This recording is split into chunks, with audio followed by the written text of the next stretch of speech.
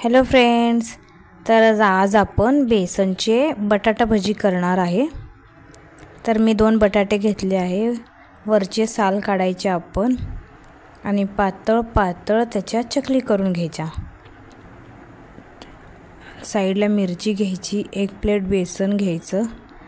आपले बटाटे प्लेटमध्ये घेऊन आपण त्यामध्ये पाणी घालायचं आणि बटाटे स्वच्छ धुवायचे। आणि जी मिरची आहे ती आपण तळण्यासाठी घेतली आहे। त्याचे एकामध्ये 2-2 तुकडे करायचे, म्हणजे मिरची तळताना फुटणार नाही। आणि 1 प्लेट घ्यायची, त्यामध्ये आपण टिश्यू पेपर ठेवायचा भजी तळलेली भजी काढण्यासाठी। कढईमध्ये तेल जास्त घ्यायचं जरासं आणि गरम व्हायला ठेवायचं। आणि बाजूला 1 चिमटा घ्यायचा आपल्या, कारण ते गॅसवरती तेल गरम झालेलं असतं, ते सांडू नये किंवा पातेलं कढई हलू नये म्हणून आपण घ्यायची काळजी। जवळ आपला चिमटा ठेवायचा। आणि बेसनमध्ये आपण मीठ घालून घेऊयात। थोडंसं मी त्यामध्ये सेंदव मीठसुद्धा टाकत आहे, साधं पण आणि सेंदव पण थोडं। थोडासा मी सोडा टाकते। आता मी थोडासा ओवा घेत आहे। ओवा मी चमच्याने हातावरती घेतला आणि त्याला व्यवस्थित चोळून घेत आहे। आणि मी त्यामध्ये टाकून बेसन हाताने व्यवस्थित मिक्स करून घेते। असं छानपैकी मिक्स करून घ्यायचं, मग भजी खुसखुशीत छान चवदार येतात। पीठ असं झालं पाहिजे छानसं। मग आपण साईडला तळण्यासाठी झारे घेऊयात। आणि 1 नॅपकिन घेत आहे मी, कारण कढईवरती तेल गरम आहे। तेल जरी चुकून सांडलं घाई गडबडीमध्ये तर ते तेल त्याच्यावरती तर गॅसवरती सांडलं तरी तेल इकडे पैपाकडे येत नाही आपल्या, म्हणून मी खाली नॅपकिन ठेवले आहे। आता मी झारीमध्ये मिरची घेऊन तळते। अगोदर मी थोडंसं तेल गरम झालं का बघते। भजी तळताना आपल्याजवळ नेहमी चिमटा ठेवायचा, कारण आपण ज्यावेळेस झारीने हलवतो त्यावेळेस कढई आपली हलते। हलल्यानंतर कढई पडण्याची, तेल सांडण्याची शक्यता असते, म्हणून आपण काळजी घ्यायची।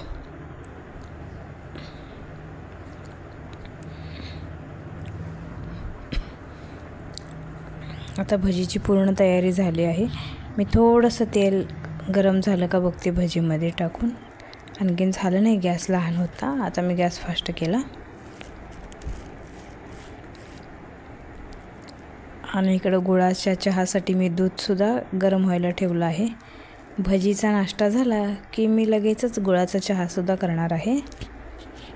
आज रविवार आहे, आमच्या मिस्टरांना सुट्टी आहे। त्यांना, आमच्या सासूबाईंना माझे भजी फार आवडतात, म्हणून मी हे भजी आता करत आहे। तेल छान गरम झालेलं आहे। आता थोडंसं तेल मी त्यामध्ये टाकून घेतलं। आता भजी मी तळते।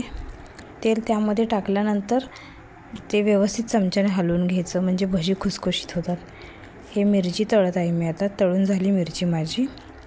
टिश्यू पेपरवरती काढायची आपण प्लेटमध्ये, त्यातलं ते तेल असतं ते टिश्यू पेपरमध्ये शोषलं जातं, मग आपल्याला तेलकटपणा जास्त मिळत नाही खाताना, तेलकटपणा त्यातला कमी होतो। आता मी भजी हाताने तळते।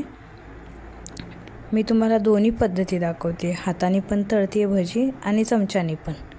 मी दोन्हीही पद्धती वापरत असते। हे बघा, मी आता हे पातळ ज्या चकल्या केल्या होत्या ते बटाट्याला मध्ये मिक्स करून सोडल्या तेलामध्ये। आणि आता मी एका हाताने चिमटा धरून मी आता कढईमध्ये झारीने व्यवस्थित भजी तळून घेत आहे। भीती राहत नाही ना, एका हाताने धरल्यानंतर एका हाताने आपण भजी तळू शकतो बिनधास्त। नाहीतर ते वरची कढई गरम असते, हलल्यानंतर तेल सांडतं पोळतं, म्हणून काळजी घ्यायची। एका हातामध्ये चिमटा घेऊनच आपण भजी तळायची। तेलाचे पदार्थ आपण तळून घेताना कधीच गडबड करायची नाही, सावकाश शांत आराममध्ये आपण स्वयंपाक करायचा। घाई गडबड अजिबात तेल गॅसवरती असताना करायचंच नाही।